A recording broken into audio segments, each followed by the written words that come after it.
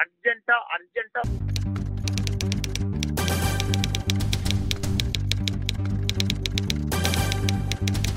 கொடுங்க brother, urgent.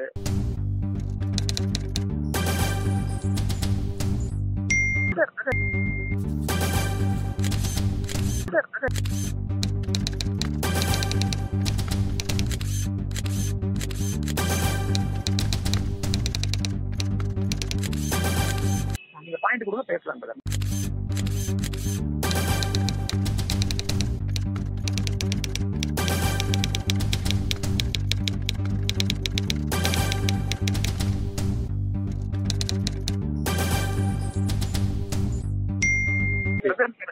கொடுங்க, நான் அடிச்சு தூக்குறேன் பிரதர்.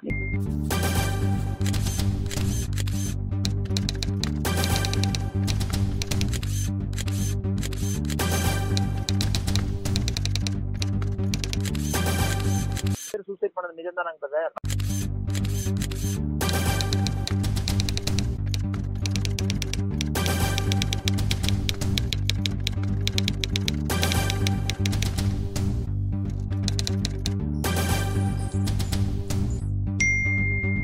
பிரதர் அருமையா இருக்கு.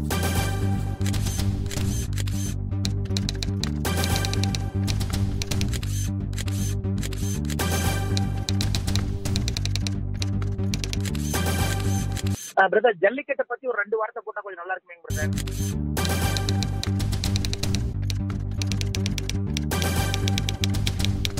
அப்படியே அப்படியே போட்டலாம், அப்படியே அதே லைன் அப்படியே டைப்.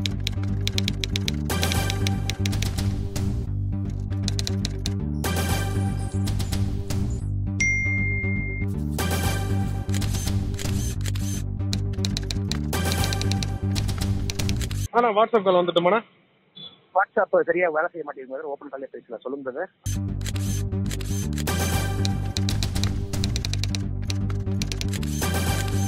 வந்து பிஜேபி வந்து பிரிஞ்சு பார்ட்டியா வச்சிருப்பானுங்க.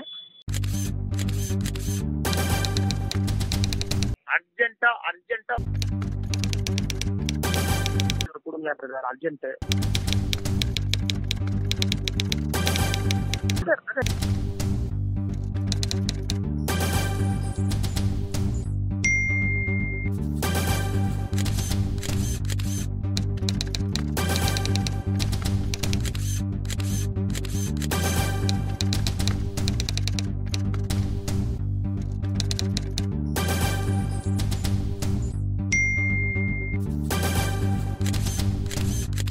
இப்போ இந்த வீடியோ வந்து பார்த்தீங்கன்னா உமா மகேஸ்வரன் பன்னீர்செல்வம் தன்னை திமுகன்னு எப்படி சொல்லிக்கிறாரோ அதே மாதிரியான ஒரு மினி ப்ராஜெக்ட் பண்ணுறவர் தான் மாதேஷ். எல்லா இடத்துலையும் தன்னை திமுக அந்த கேள்வி கேட்கும்போதே திமுக மாதிரியான கேள்வி அப்படி கொண்டு போகிறவர் தான் மாதேஷ். அது பல இடங்களில் நம்ம கிட்ட சொல்லியிருக்காரு. அப்படி கேட்டாதாங்க திமுக வச்சு அடிக்க முடியும்.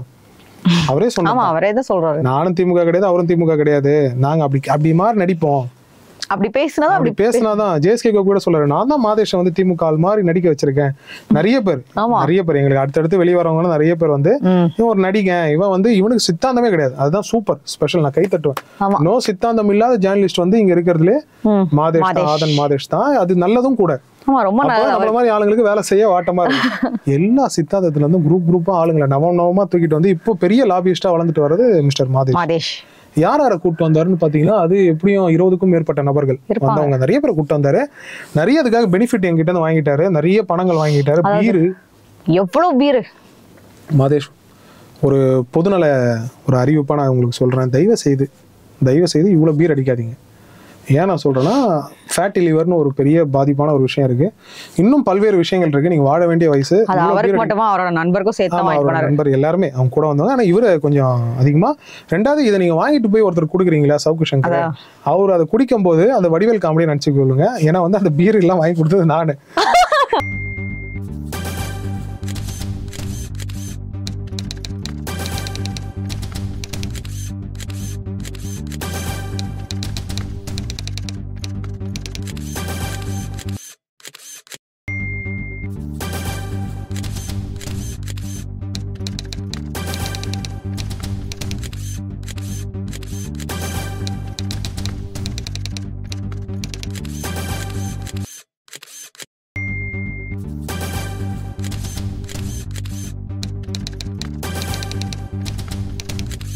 இனிமேல் பீர் குடிக்கும் போதெல்லாம் புலனாய்வு புலிக்கு என் மூஞ்சி ஞாபகம் வரணும். ஸோ இப்போ விஷயத்துக்கு வரேன். மாதேஷ் வந்து எங்களோட இந்த ப்ராஜெக்ட்ல வந்து ஒரு தூண் நான் சொல்லுவேன். ஒரு தூண். இந்த ஒரு விஷயங்கள் நாங்கள் பண்ணும்போது இந்த ஆட்கள்லாம் வெளில கொண்டு வரணும் நாங்கள் நினைக்கும் போது ஒரு தூண் போல செயல்பட்டு பல்வேறு தரப்பினர்களை கொண்டு வந்து அவர்கள் டிஃபேம் பண்றாங்க, அவங்க இது பண்றாங்க. ஏன்னா இவங்களாம் ஒரு நெட்வொர்க், எல்லாருமே டிஃபேமிங் பண்ற ஒரு நெட்வொர்க். அவங்க எல்லாரையும் கூப்பிட்டு வந்து எங்களோட நெட்வொர்க்ல சேர்த்து விட்டு அவங்க எல்லாத்துக்கும் உத்தரவாதம் கொடுத்து இந்த ப்ராஜெக்டோட ஒரு விழா நாயகன் நான் வந்து சொல்லுவேன். இதுல பெரிய விஷயம் என்ன, தன் சொந்த சேனலாக இருந்தாலும் அதையும் கொஞ்சம் நல்லா ஒரு காட்டுவார் மாதேஷ். ஸோ மாதேஷை பத்தி சொல்லணும்னா வந்து நீங்க என்ன வேணா கேட்கலாங்க, எனிதிங் நீங்க எது கேட்டாலும் பண்ணி கொடுப்பாரு. மாதேஷ் வந்து அப்படியாப்பட்ட ஒரு என்ன சொல்றது, ஒரு காலத்துல மேகின்னு வாங்க, இப்போ என்னன்னு சொல்றது 2 நிமிஷத்துல ரெடி ஆயிடும்ன்ற மாதிரி டக்குன்னு ரெடி ஆயிடுவார். டக்குன்னு வந்து ரெடி ஆகி இதுவா நான் பண்ணி தரேன். இன்னும் கொஞ்சம் காஸ்ட்லி, கொஞ்சம் ஒரு சீட்டிங் 10,000 பிளஸ் வந்து ஒரு தடவை பார்த்தா ஒரு பீர்னா ஒரு 6.5 கேஸ் ஒன்று கொடுக்கணும். மெயின் விஷயம் அப்படின்னு கொண்டு போறீங்கன்னா வந்து ஒரு பெரிய சரக்கு பாட்டில் ஒன்று கொடுத்துடணும். அவருக்கு 5 ஸ்டார் ஹோட்டலில் பஃபே ரெடி பண்ணி கொடுத்துருங்கன்னா அவங்களுக்கு என்ன வேணாலும் பண்ணி கொடுப்பான் மாதேஷ். மனுஷன் தங்கமானவன்.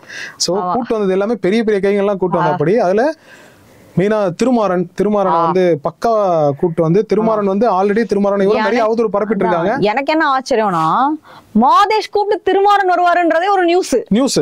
ஆக்சுவலா இந்த திருமாறன் பாத்தீங்கன்னா திராவிடத்தை ஒழிக்காம விடுறது இல்லைன்ற மாதிரி பேசிட்டு இருக்க ஒரு ஆளு என்ன கூட ரொம்ப தரக்குறைவா பேசினாரு. அவரை கூப்பிட்டு வந்து என்னென்ன பேசுறாங்க பாருங்க 2 பேரும்.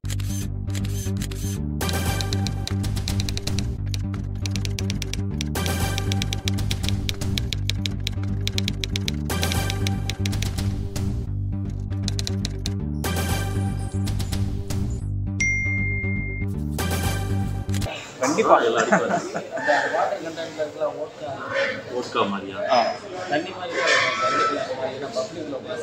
அண்ணா நீங்க அதெல்லாம் கவலையே படாத, நம்ம ஹோட்டல் மாதிரி. அவர் கேளுங்க, மாதேஷ் கேளுங்க. மாதேஷ் என்ன சொல்றாருனோ அதை செய்யுங்க கண்டிப்பா. ஸோ மாதேஷ் வந்து ரூட் பண்ணி கிளியராக சொல்லிடுவார். இது இந்த நபர்கள் இந்த டாபிக் இந்த ஸ்பீச்சஸ் வந்துட்டு வேணும்ன்றதை மாதேஷ் சொல்லிடுவார். அதை நீங்கள் ஏதாவது கிளாரிஃபிகேஷன் நீங்கள் டிஸ்கஸ் பண்ணிக்கிட்டு உங்களோட கருத்து தான். ஆமாம், அதே போல் நீங்கள் திமுக திட்ட தான் போகிறீங்க. ஆனால் இன் சம் கேசஸ் வந்து பிஜேபி ஆட்களே, அதாவது நம்மளுக்கு காம்படிட்டர்ஸாக இருக்கவங்க, அது வந்து மாதேஷ் சொல்லுவார். அதாவது இது எப்படின்னா எலெக்ஷனுக்கு முன்னாடியே ஒரு 4 பேர் சீட்டு கட்டுப்பாங்க. அதனால இவர் தாங்க கரெக்டுன்ற மாதிரி ஒரு ஆளை அப்படி சொல்லுங்க, புரியுதுங்களா? அந்த ஒரு ஆள் இவங்க எடுக்கிற ஆடாது கரெக்டு. அண்ட் மற்ற பேர் இருக்காருங்கண்ணே, அவங்கள டிஃபைன் பண்ணி பேசணும். சப்போஸ் உங்களால் பேச முடியாத பட்சத்தில் உங்கள் கட்சியில் இருப்பாங்க இல்லையா, அவங்கள வச்சு பேசிடுங்க. அப்போ என்ன ஆகும்னா ஒரு கிளாஷ் ஏற்பட்டு உங்ககிட்ட சமரசம் வரும். அப்போ நீங்கள் வந்து நீங்கள் பெரிய மனுஷனாக வந்துட்டு அந்த சமரசம் பேசி அதை சால்வ் பண்ணுற மாதிரி கழுவி கொண்டு போயிருவோம். ஆனால் இப்போ அவங்கள வந்துட்டு டிஃபைன் பண்ணுற மாதிரி ஆச்சு, நீங்களும் வந்துட்டு அதை தழுவி உங்களோட கோட்பாட்டில் கொண்டு போகிற மாதிரி ஆச்சு. கரெக்டாக மாதிரி அது முன்னாடியே தேவநாதன் என்டிவி ஓனர் நல்ல ஃப்ரெண்ட் அவரு.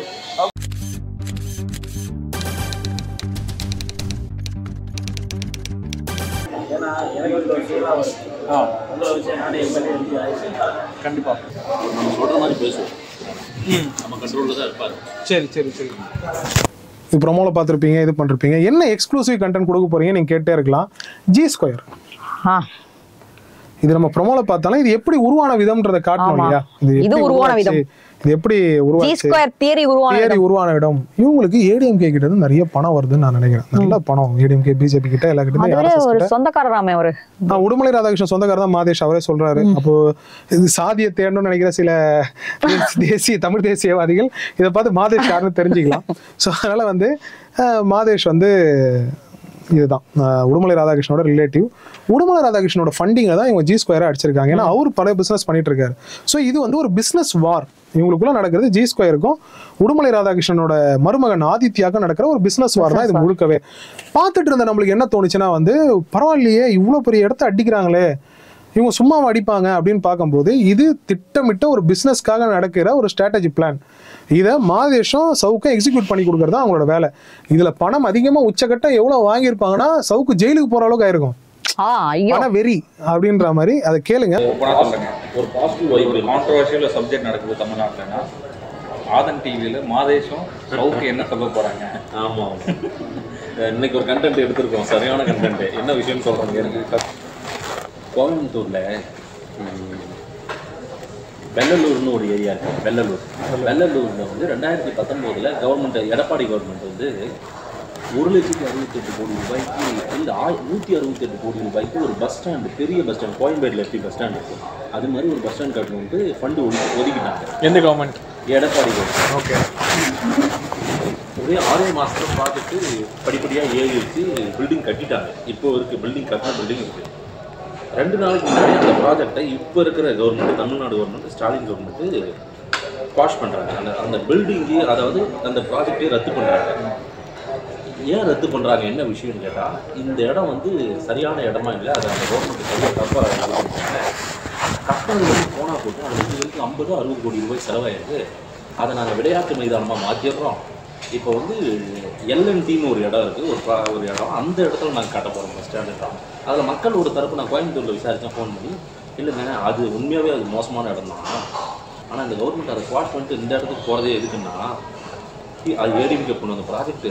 அது மட்டும் இல்லாமல் அந்த ப்ராஜெக்ட் ஏற்கனவே கட்டினதுலேயே நல்ல அமௌண்ட் அவன் ஆட்டையை போட்டான், யார் எஸ்பி வேலுமணியும் எடப்பாடியும். அதனால நாங்கள் இப்போ ப்ராஜெக்டை வேறு இடத்துல மாற்றுறோம். இப்போ ப்ராஜெக்டை அங்கே மாற்றுறாங்க. இதை வந்து சில தகவல் வந்து எனக்கு கிடைச்சிது. சவுண்டுக்கிட்ட ஃபோன் பண்ணி நான் சொன்னேன், என்னடா சொல்கிற, சூப்பர் விஷயமாடா அப்படின்னா. மொத்தம் டிடியில் வாங்கினாரு. இன்னைக்கு வச்சு டிடிட்ட இப்போ போயிட்டுருக்கு ஒரே செகண்ட். இப்போ தான் ஜஸ்ட்டு போட்டாச்சு. அப்படியா? எவ்வளோ போயிருக்குன்னு தெரியல. ஒரு இப்போ அவர் பேசினாரா இல்லை நீங்கள் 2 பேரும் பேசுனீங்களா? நான் சொல்லிட்டேன், நானும் அவரும் உட்காந்து பேசிட்டேன். ஓ, இன்னைக்கு பேசுனீங்களா? அதை பாருங்க, 9 நிமிஷம் 2000 பேர் பார்த்தோம். 9 நிமிஷம் தான் ஆயிடுச்சு. ஓகே. ஆக்சுவலி தமிழ்நாட்டில் மாதேஷ் சவுக்கு காம்போ ஸ்கொயருக்காக 50 கோடி மக்கள் வரி பணம் போச்சு.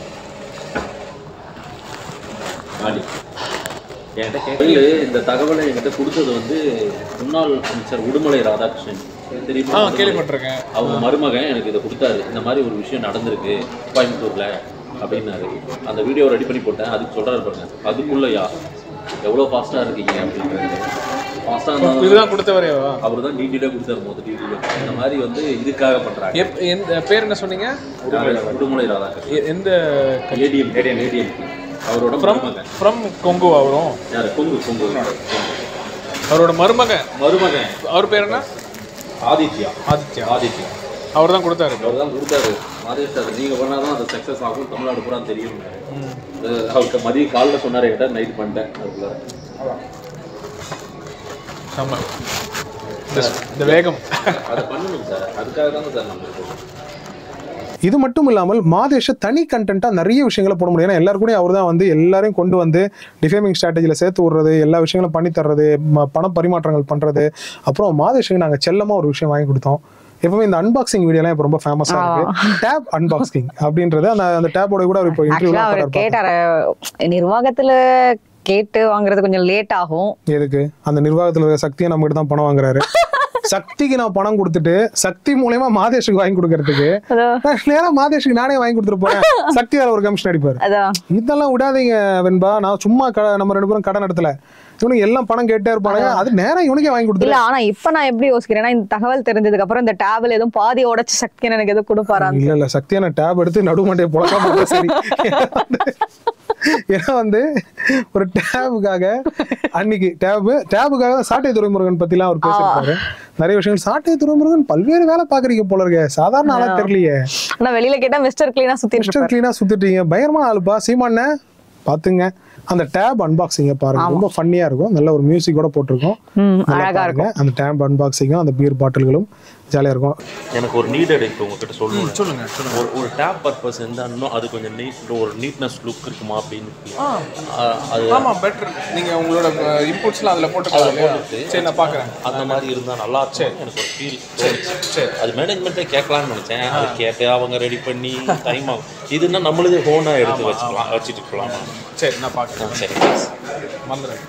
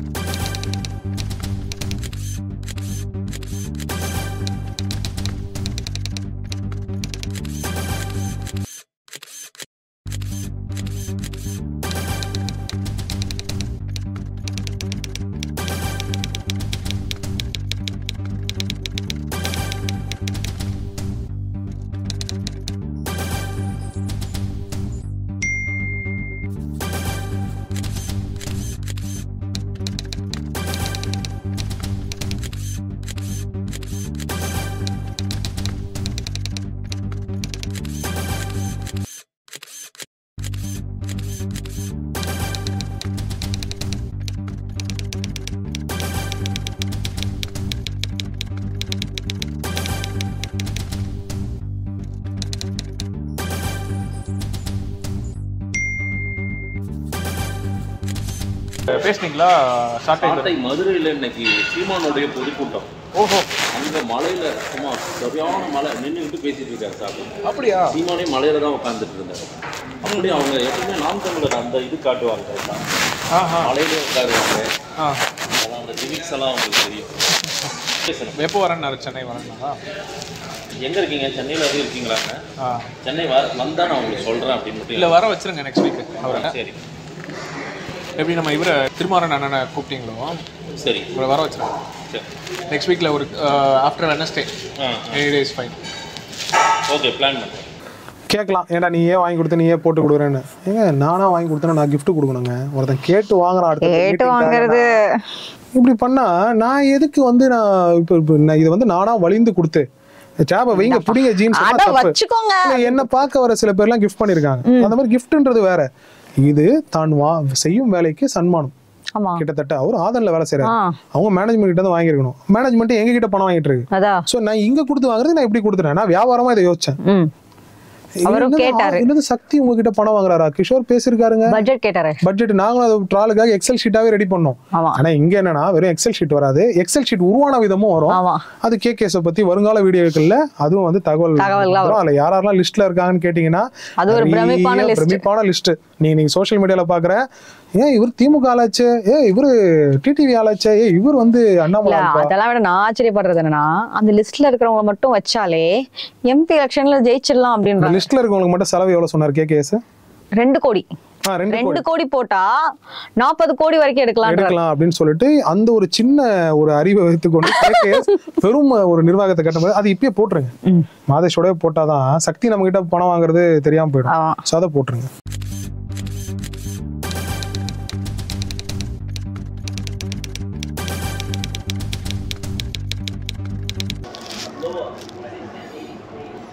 எப்படின்னா பண்ணலாம் பட்ஜெட்டு? அதான் இந்த மாதிரி இப்போ நம்ம சொல்லுங்க. மாதேஷ் காலையில் ஓனர் வந்து சக்தின்னு பையன், ஆதன் சக்தி ஓனரா? ஓனர் வந்து நான் ரன் பண்ணுறேன். ஓகே. அவன் வந்து காஸ்ட்லி. அவன் வந்து இப்படி சார்ஜிங் நான் அவனால பண்ணக்கூடிய விஷயத்துக்குன்னு நான் சொல்கிறேன். சரி, ஒரு 1 lakh. சரி. மாதேஷ்க்கு எவ்வளோ போகணும்? மாதேஷ்க்கு 44. மாதேஷ்லாம் வேலை செய்வாங்க.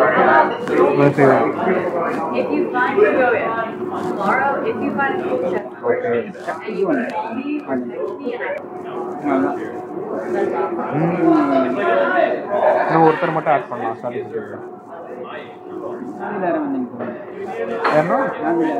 நாஞ்சில் அரவிந்தா எங்கண்ணா? யாருண்ணா அவரு?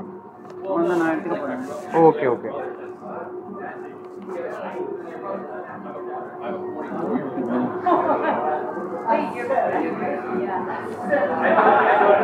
குட்டி போட்டுமா? நாஞ்சில் இல்லையா? இதில் நம்ம கீ யாரெல்லாம் தெரியுமா? நாஞ்சில் அரவிந்தன் கீ. ஓகே. என்ன ஆதன் சக்தி.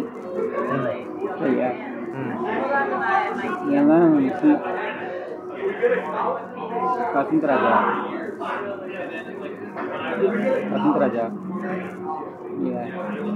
கார்த்திக் சங்கர், இந்த அம்பரீஷ் இல்லையா, ஹரிஷ், இவங்கெல்லாம் நமக்கு இப்போ எல்லாருமே பயங்கரமான இம்பார்ட்டன்ட் ஆளுங்க. ஜோஸ்காலனாக இருக்கட்டும், நெல்வினா இருக்கட்டும், உமாமேஸ்வரனாக இருக்கட்டும், இவங்கெல்லாம் இதெல்லாம் தான் நமக்கு போய் சுரேந்திரன் அவ பேர்.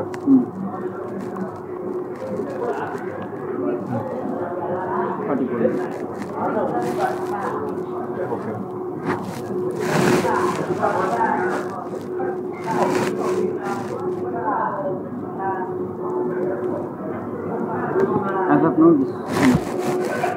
அப்புறம் நம்ம டைம் ஆகாவே இன்க்ரீஸ் பண்ணுறேன். நான் எப்படி 2 பேர் எடுக்கிறேன். சரி. வேற பார்ட்டியோட கேண்டிடேட் வர நம்ம இன்க்ரீஸ் பண்ணிப்போம். ஸோ பார்த்துருப்பீங்க, சக்திக்கு கொடுக்காது தான் இதுதான் ஜஸ்டிஃபிகேஷன். ஏன்னா நாங்கள் சக்தி கொடுத்துட்டு இருக்கோம். நான் எதுக்கு சக்தி மூலயமா இதுக்கு போனோம்? ஸோ சக்தியே லாபியில் இருக்கும்போது ஆதன் சக்தியே நான் எதுக்கு இதுக்கு போனோன்றதுனால தான் இதை வந்து இவருக்கு நேரடியாக பரிசீலிச்சு. இது எதுவும் மலினம்லாம் கிடையாது. இப்படி கேட்டு வாங்குறது பிச்சை. நான் எப்பயும் சொல்லுவேன், அப்ப நான் வாங்கியிருந்தா 10,000 ஜிஜி சிவா அந்த விஷயமா போடுமா. ஜிஜி சிவா இவன் தான் கூப்பிட்டு வந்தான், மாதேஷ் தான் கூப்பிட்டு வந்தாரு.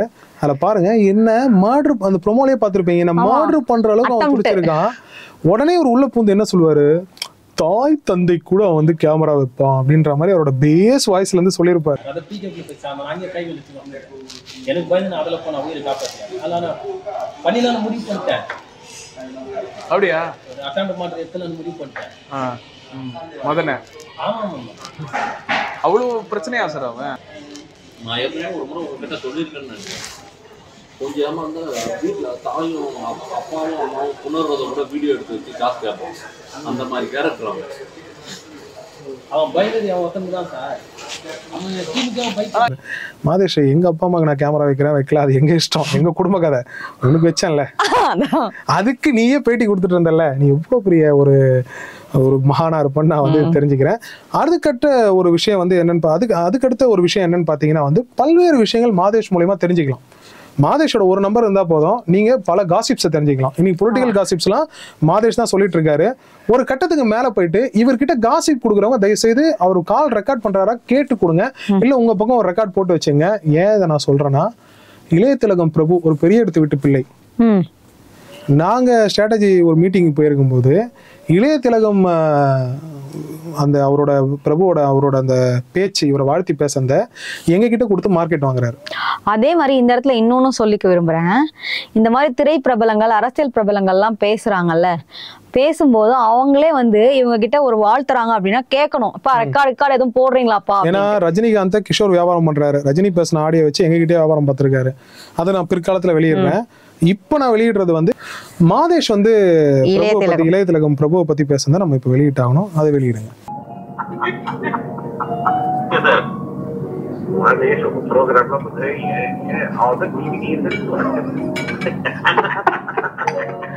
ரொம்ப மகிழ்ச்சி சார். ப்ரோக்ராம் விட்டு விடாம பாக்குறேன். நன்றி சார். நல்லது சார். எல்லாத்தையும்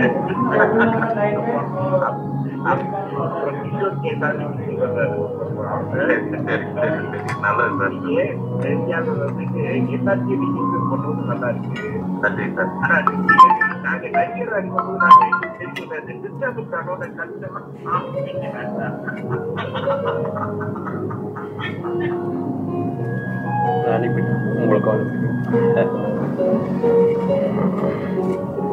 ஸோ எல்லாரும் பார்க்குறாங்க. ஸோ இதுலேயே தெரிஞ்சிருக்கும் நீங்க எவ்வளவு மலினமானவர்கள். என்ன நான் அங்க ஆடியோ போடுறேன் வீடியோ போடுறேன்றானா, நம்பி பேசணும்னா ஆடியோ வீடியோ போட்டு சுத்திட்டு இருக்கிறது இவங்க தான். எப்பவும் ஒரு திருடன் எப்போ கத்திட்டே ஓடுவானா, திருடன் அவன் தான் திருட்டு வேலையை பண்ணிருப்பான். இப்ப இது பேசும்போது மதன்னா ஒரு எத்திக்கான ஆளா, இதெல்லாம் ஆடியோ வீடியோ போட்டிருக்காருன்னா இதுக்கு ஒரு குரூப் இருக்கும். இப்ப 100 பேர்ல ஒரு 2 பேர் சொல்லுவான். அதனால நான் கண்டிக்க மாட்டேன். இல்ல நான் ஏன் இதை என்ன சொல்றேன்னா, அப்ப நீங்க திரைக்கு முன்னாடியும் பேசுங்க, காசு வாங்கிட்டு தான் பேசுறேன் சொல்லுங்க.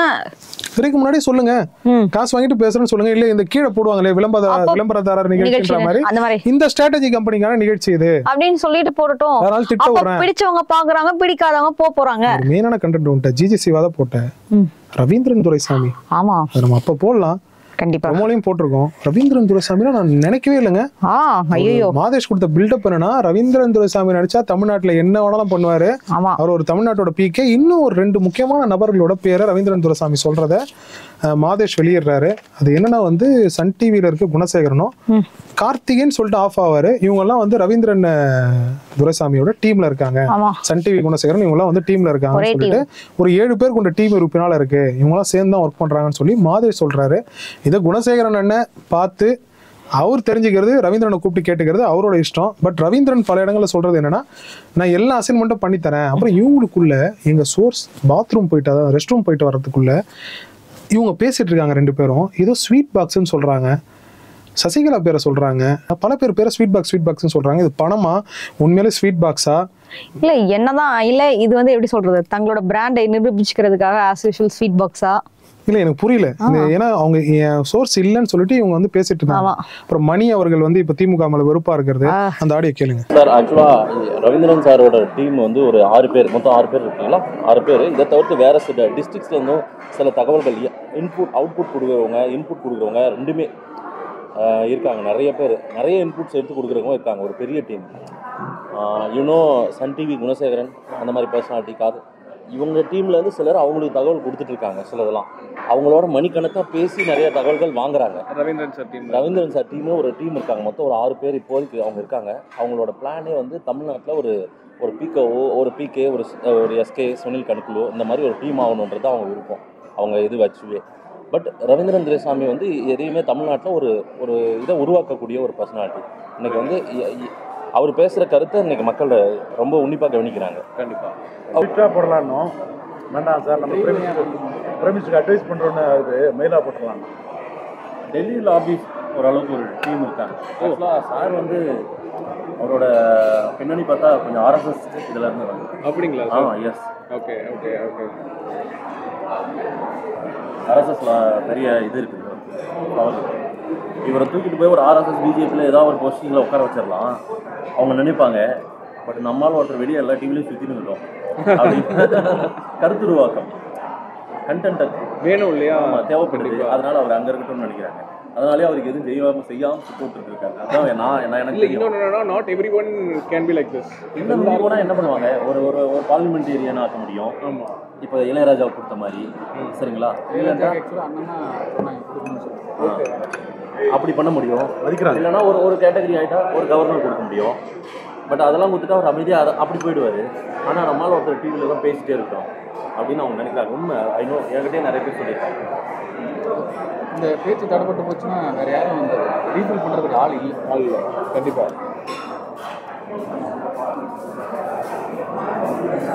அவர் அந்த லைம் லைட்டில் எனக்கு தெரிஞ்சு டிவி மீடியாஸில் எல்லாத்துலேயும் இருந்துட்டு எனக்கு வெளியே பிஸ்னஸ் நீங்கள் எடுத்தாலுமே சார் என்னையும் சேர்த்துக்க முடியுது. சரி, நீங்கள் என்ன இன்னொன்று நானும் ஒர்க் பண்ணி தான் உங்களுக்கு கொடுத்தாவும் கண்டிப்பாக இந்த மாதிரி என்னோட உதவி நிச்சயமாக நீங்கள் இல்லாமல் எப்படி? ஏன்னா இந்த எலெக்ஷன் டார்கெட்டில் கொஞ்சம் சம்பாதிச்சு புரியுது. மணி எல்லாம் ரொம்ப வெறுத்து போயிருக்காரு. மணி தான் பேசுனார், தெரியல. மணிசார் தான் பேசுறாரு. மணிசாரெல்லாம் வந்து எல்லாம் நிறைய விஷயத்துல பயங்கரமாக சாலிங் பண்ணாங்க. ரொம்ப கோபமாக இருக்காரு மணிசார். எதுவும் பண்ணலையே போய் யார்கிட்ட கூப்பிட்டு பேசினார், அவ்வளோதான். கூப்பிட்டு பேசினார். இன்னொன்று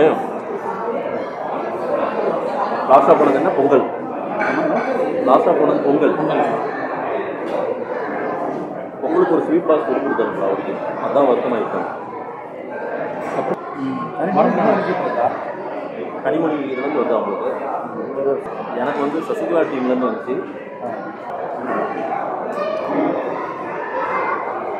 கமல் ஆஃபீஸில் வந்து வாங்கிக்கோங்கன்னாங்க. வேண்டாம், நன்றிங்க, நன்றி வணக்கம்ங்க. அதுக்கப்புறம் தான் கமலை ஓங்கி அடிக்க ஆரம்பிச்சிருக்கு. நீ என்ன தேடி வரணும், நமக்கு அது கோவம் வந்துடுச்சு. ஸோ இதெல்லாம் விட முத்தாய்ப்பா ஒரு விஷயம் சொல்றேன். தர்மபுரி செந்தில இவங்க மிரட்டிருக்காங்க 5 கோடி பணம் கேட்டு. நம்புவீங்களா?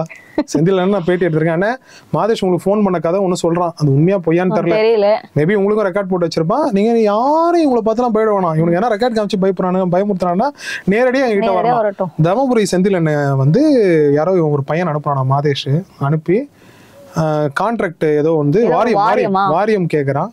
வாரியம் கொடுக்கலன்னு 5 கோடி பணத்தை செட்டில் பண்ணு அப்படின்னு தர்மபுரி செந்தில மிரட்டுறாங்க. ஸோ இந்த கான்வர்சேஷனை மாதேஷே சொல்றான் பாருங்க. மனோஜ் போன வாரம் அனுப்பி தெளிவாக லெட்டர் எழுதி கொடுத்தாச்சு. ஆமாம், இப்படி தான் போனோம், இப்படி தான் போய் பிரச்சாரம் பண்ணோம். பிரச்சாரம் பண்ண இடத்துலலாம் அடிக்க ஆரம்பித்தாங்க. அதையும் மீறி நாங்கள் செஞ்சோம். ஒரு வாரியம் கொடுக்குறதா சொன்னீங்க, ஒன்றும் கொடுக்கல. என் சொந்த பந்தம்லாம் என்னடா போய் செஞ்சீங்க, ஒன்றுமே கிடைக்கலன்னு கேள்வி கேட்குறோம் அப்படின்ற மாதிரி லெட்டர் எழுதி கொடுன்னு சொல்லிட்டாங்க. அப்படியே எழுதி கொடுத்துருக்காங்க. அப்படியா? ஆமாம்.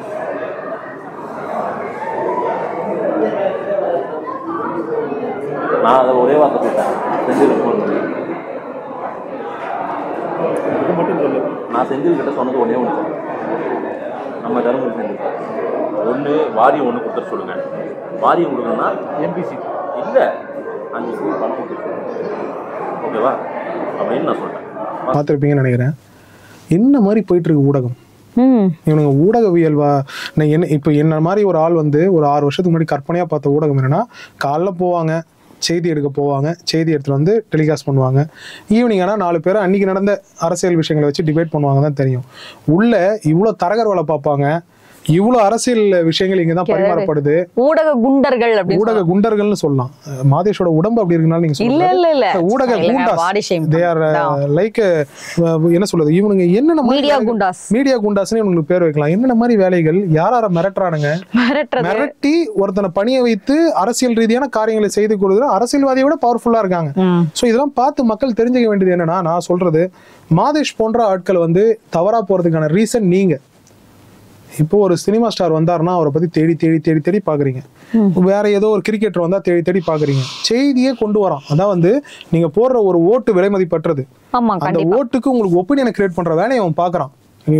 ஒரு சினிமா டிக்கெட்டை விட, ஒரு கிரிக்கெட் ஷோவை விட விலை மதிப்பற்றது ஒரு ஓட்டு. அந்த ஒரு ஓட்டை நீங்க செலுத்துறதுக்கான இன்ஃப்ளூயன்ஸ் இவனுங்க மூலமா பரிமாறப்படுது. அப்ப இவனுங்க எவ்வளவு பெரிய, நீங்க ஃபார் எக்ஸாம்பிள் சொல்லுங்களேன், இந்த கான்வர்சேஷன்ஸ் எல்லாம் போயிட்டு இருக்கும்போது ரவீந்திரன் ஒரு இடத்துல சொல்லுவாரு, ஒரு தொகுதிக்கு கட்சி கொடுக்குற பணம் இல்லாம 25 கோடி ரூபாய் செலவு பண்ணாதான் ஜெயிக்க முடியும்னு. அப்ப கிட்டத்தட்ட 4 தொகுதி வச்சா ஒரு பாகுபலி படம் மாதிரியான பெரிய பட்ஜெட்டான ஒரு விஷயம். அதுக்கு உங்களை எல்லாரும் திரட்டுறாங்க, உங்க எல்லாரையும் அதுக்குள்ள கொண்டு வராங்க, உங்களை வந்து ஓட்டு போட வைக்கிறாங்க, இன்ஃப்ளூயன்ஸ் பண்றாங்க, மீடியா சப்போர்ட் இருக்கு, இவ்வளவு விஷயங்களை பண்றாங்க. அந்த 25 கோடி கேட்டுருங்க. ஒரு தொகுதிக்கு ஒரு கேண்டிடேட் வந்து 25 கோடி ரூபாய் செலவு பண்ணுவாங்க. ஒரு கேண்டிடேட்டுக்கு 25 கோடி செலவு பண்ணணும், பண்ணாதான் ஜெயிக்க முடியும். மினிமம் ஜெயிக்க முடியும். ஒரு பெரிய லீடிங் நம்பர்ஸ்ல வந்து இது பண்ண முடியும், வாக்க வாங்க முடியும். எல்லா இதுலயும் அவனுக்கு ஆள் வேணும். மாஸ் கம்யூனிகேஷனோட சப்போர்ட் அவனுக்கு வேணும். ஆமா, மீடியா வேணும், வெப் வேணும். அப்புறம் வந்து இந்த சர்ச்சிங்கெல்லாம், சர்ச்சில் இருக்கிற ஃபாதர் வேணும். எஸ் கரெக்டா சார், இப்பெல்லாம் அப்படி ஆகிப்போச்சு. சர்ச்சில் இருக்கிற ஃபாதர் வேணும், எல்லாம் மசூதியில் இது இவங்க வேணும். ஆமா, எல்லா ஜாதி தலைவர்கள், சங்க தலைவர்கள் எல்லாருக்கும் அதெல்லாம் இருந்தால் மட்டும் தான் ஜெயிக்க முடியும். ஸோ கேட்டிருப்பீங்க, இவ்வளோ விஷயங்கள்லாம் பண்ணி தான் உங்களை அந்த இடத்துக்கு கொண்டு வராங்க. நீங்களும் போய் ஓட்டு போட்டு வந்துடுறீங்க. ஸோ உங்கள் ஓட்டை எப்படிலாம் வந்து பணம் பண்ணி, அது மூலயமா பணம் பண்ணி எப்படி கொழுக்கிறாங்க ஊடகத்தில் அப்படின்றத வந்து மாதேஷ் போன்ற ஆட்களை பார்த்தீங்கன்னா உங்களுக்கு தெரியும். ஏன்னா வந்து இங்க நீங்க போடுற ஓட்டை உங்ககிட்ட ஒப்பீனியன் உருவாக்குறதே இவன் தான். இவன் எப்படி உருவாக்குறான், மக்களோட பிரச்சனைகள் சொல்லி உருவாக்கல. எவன் பணம் கொடுக்குறானோ அவன் பிரச்சனை, அவன் சொல்ற ஆட்கள் பிரச்சனை, அவன் யாரை டிஃபைன் பண்ண சொல்றானோ அவன் பிரச்சனை.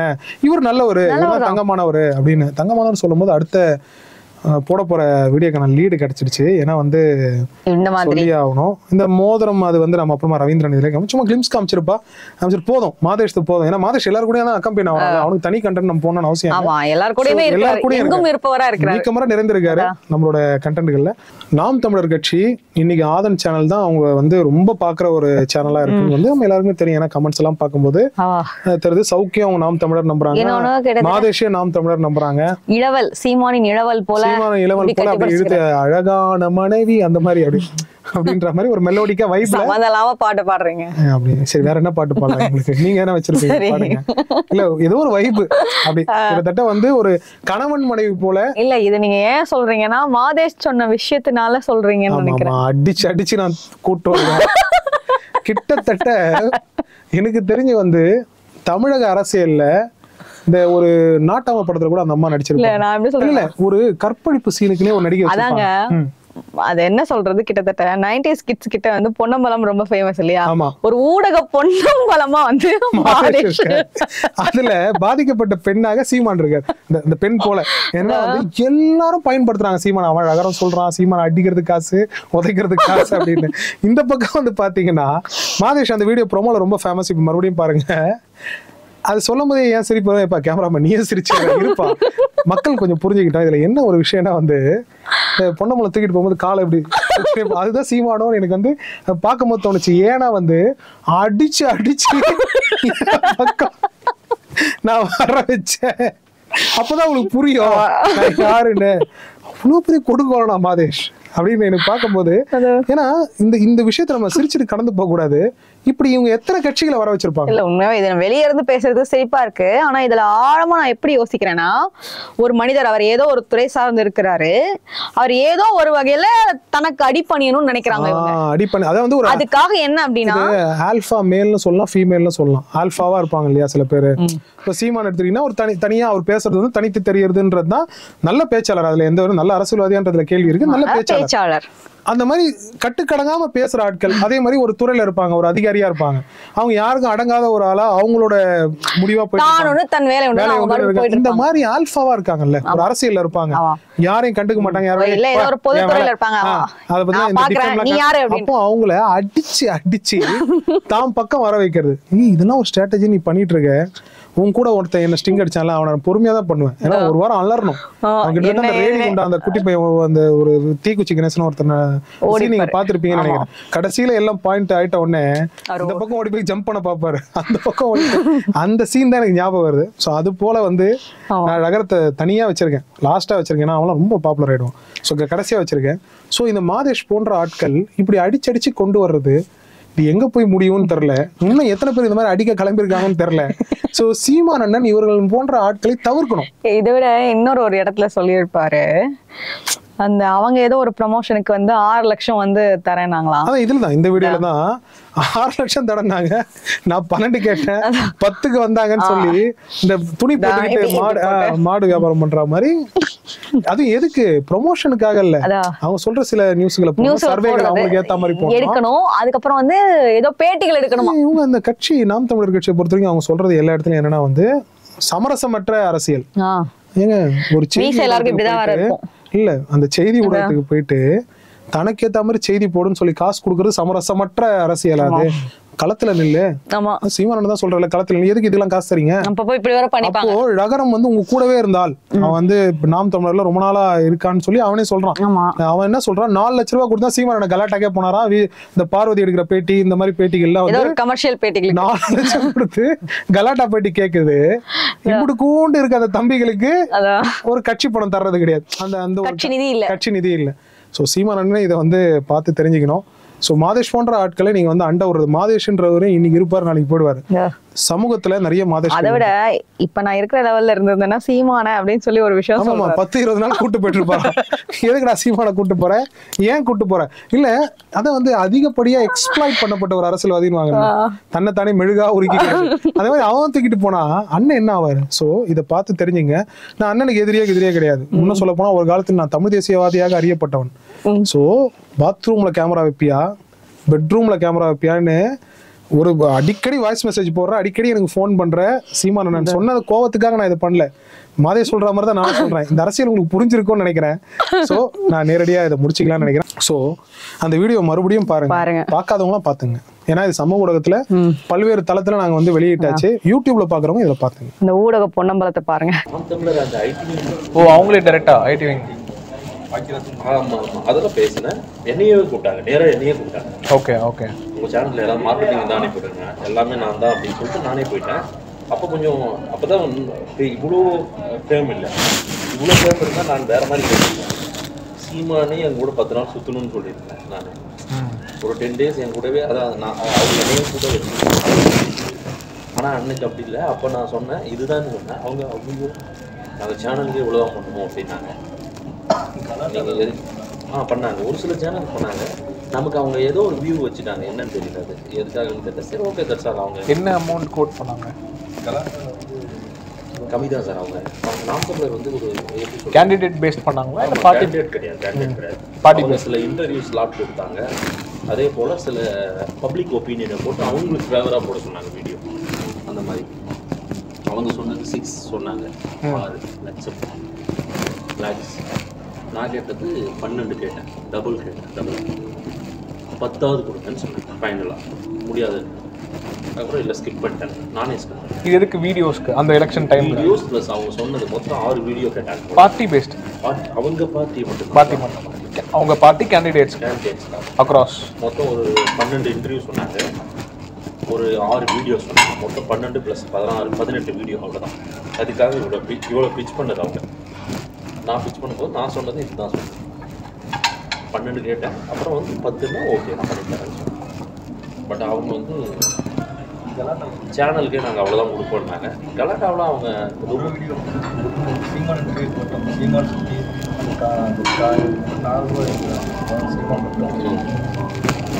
அன்னைக்கு முடியல. இன்னைக்கு நம்மளை தேடி வராங்க, அவங்களே வரணும் போட்டு நான் இதுக்கு தான் ஓங்கி அடிக்கிறது. இன்னைக்கு காலையில் கூட ஒரு போட்டு அடி நடிச்சிட்டேன்.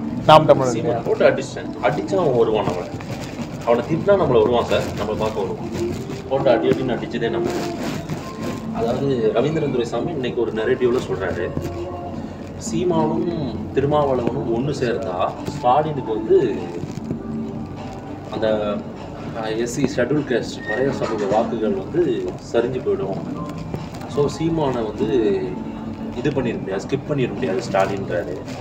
சீமான் நான் என்ன கொஸ்டின் பண்ணேன்னா, ஸ்டாலின் ஏன் சார் சீமானெல்லாம் பார்த்து அரசியல் பண்ணுவார்? ஸ்டாலின் இருக்கிறது 33%, சீமான் இருக்கிறது இப்போ தான் 6லேருந்து 7% அவ்வளோதான். அவர் ஏன் சார் அவரெல்லாம் வந்து இதில் கோர்ட்டில் பாலே கிடையாது சார் அவர் அப்படின்னு கலாச்சிட்டேன். அப்படியே கலாச்சிட்டேன். இதை சீமான் பார்த்தா என்னை கோச்சிப்பார், என்ன தம்பி நம்மளை இழிவாக பேசலாம் அப்படி இப்படின்னு மாட்டேன். அப்படியே ஓங்கி அடித்தாதான் அவங்க நம்மளை தேடி வருவாங்க. என்ன இப்படி பண்ணுறீங்க, அப்படி பண்ணுறேன்னா நான் பிஸ்னஸ் கேட்டால் நீ கொடுத்துருவேன்.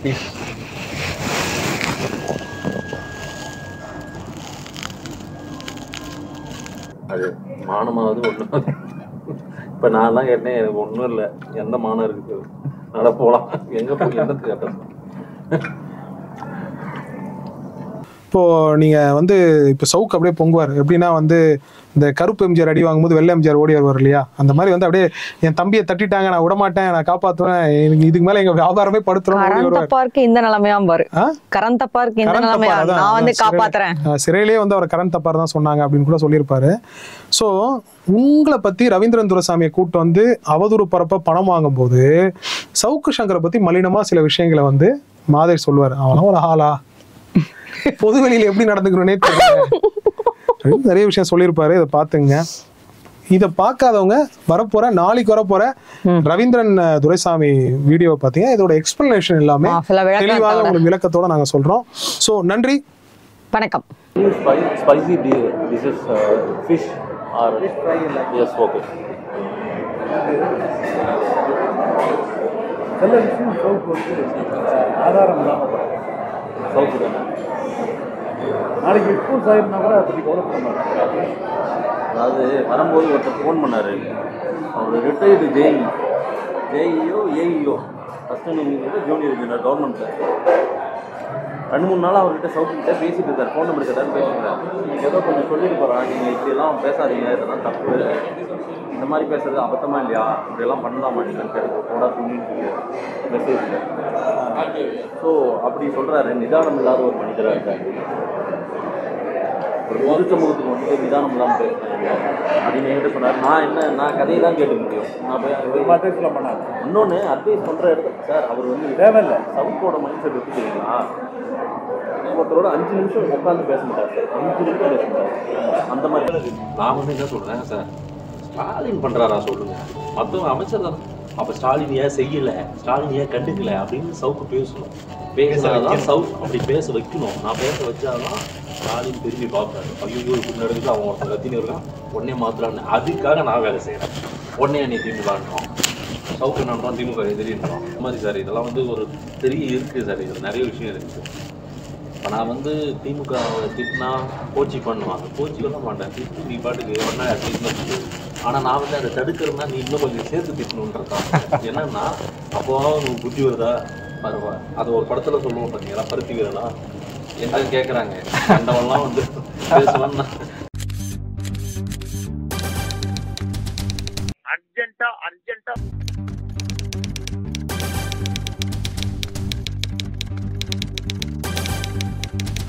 கொடுங்க அர்ஜென்ட்.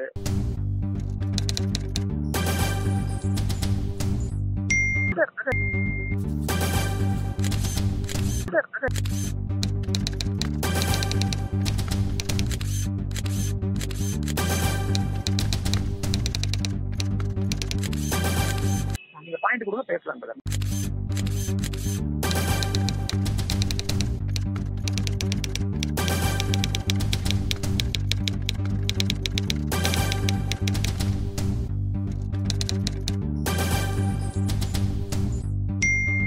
பிரதர் கொடுங்க, நான் அடிச்சு தூக்குறேன் பிரதர்.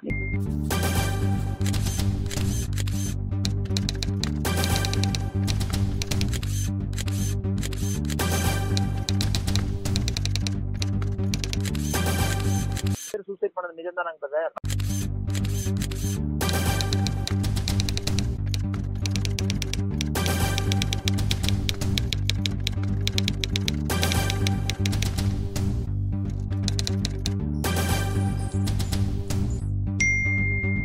பிரதர் அருமையா இருக்கு.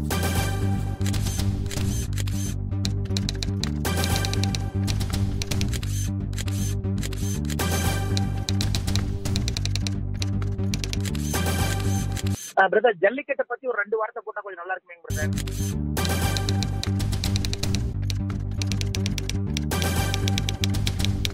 அப்படியே அப்படியே போட்டலாம், அப்படியே அதே லைன் அப்படியே டைப்.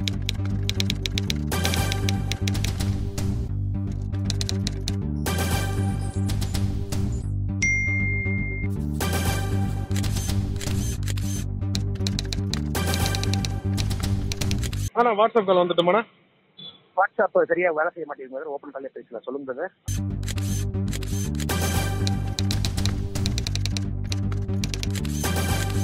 வந்து பிஜேபி வந்து பிரிஞ்சு பார்ட்டியா வச்சிருப்பானுங்க. அர்ஜென்ட்டா கொடுங்க பிரதர், அர்ஜென்ட்.